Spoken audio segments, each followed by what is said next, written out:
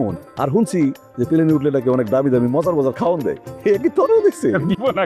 এবার কাঞ্চন দেশে ফিরলে তার হাতের পুরস্কারটি নিয়ে যাবে সেকেন্ড চেয়ারম্যান। বিস্তারিত জানতে সম্পূর্ণ ভিডিওটি দেখতে থাকুন। আসসালামু আলাইকুম প্রিয় দর্শক, সবার কি অবস্থা? হাজির হয়ে গেলাম মিট এন্টারপ্রাইজ নিবেদিত হাবুর স্কলারশিপ নাটকের 200তম পর্বে কী সব ঘটতে চলছে তার অগ্রিম খবর নিয়ে। অলরাইট, এই পর্বে আপনারা দেখতে পারবেন হাবু ও কাঞ্চন অবশেষে দেশে ফিরবে এবং তারা দেশে ফিরলে তার বন্ধুবান্ধব এবং কাঞ্চনের ওয়াইফ সবাইকে দেখা যাবে সবাই ফুলের মালা দিয়ে হাবু ও কাঞ্চনকে বরণ করবে।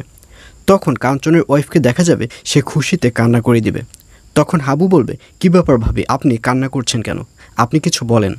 আর এই কথা শুনে কাঞ্চনের ওয়াইফ বলবে, আসলে হাবু ভাই আমি কি বলবো, আমার এখনও বিশ্বাস হচ্ছে না যে এগুলো সত্য। আমার মনে হচ্ছে এই সব কিছুই স্বপ্ন। কখনো কল্পনা করিনি যে আমার হাজব্যান্ড দেশের বাইরে থেকে এত সুন্দর একটা অ্যাওয়ার্ড নিয়ে সে দেশে ফিরবে।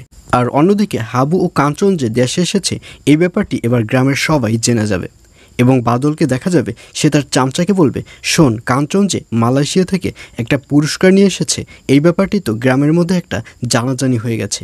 এই ব্যাপার জানাজানির পর আমাদের মান সম্মান তো সবই চলে গেল, কারণ আমরা এই গ্রামে বসে কি করলাম।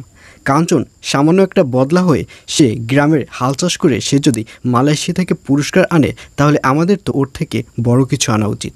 সুতরাং আমরা যেহেতু ছোট হয়ে গেলাম, এই সুযোগে আমাদের কাঞ্চনের ওই পুরস্কারটি চুরি করে নিয়ে আসতে হবে। এইসব প্ল্যান করতে দেখা যাবে বাদলকে। আর অন্যদিকে কাঞ্চন বিদেশ থেকে ফেরার পর কাঞ্চনের বন্ধুদের মনের মধ্যে অনেক ধরনের কৌতূহল বাস করবে। কাঞ্চনের বন্ধু কাঞ্চনকে বলবে, শোন আমরা তো কখনোই প্লেনে উঠিনি, শুনছি যে প্লেনে ওঠার আগে নাকি অনেক ধরনের অনুমতি লাগে এবং প্লেনে ওঠার পর অনেক সুন্দর সুন্দর খাবার দেয়, ওগুলো নাকি খেতে অনেক মজা। তোকে কি এইসব খাবার দিয়েছিল? আর এই কথা শুনে কাঞ্চন বলবে, দিবে না কেন, আমি যখন প্লেনে উঠেছি তখন আমাকে অত সুন্দর সুন্দর খাবার দিয়েছিল।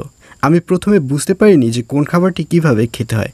হাবুই আমাকে সব কিছু শিখিয়ে দিয়েছে এবং সব কিছু বুঝিয়ে দিয়েছে এবং মালয়েশিয়া যাওয়ার পর মালয়েশিয়াও অনেক সুন্দর সুন্দর জিনিস আমাকে দেখিয়েছে এবং অনেক সুন্দর সুন্দর খাবার আমাকে খাইয়েছে। এইসব বলতে দেখা যাবে কাঞ্চনকে। আর এছাড়াও থাকবে আর আশ্চর্য সকল ঘটনা। সুতরাং সবাইকে হাবুর স্কলারশিপ নাটকের আগামী পর্ব দেখার আমন্ত্রণ রইল।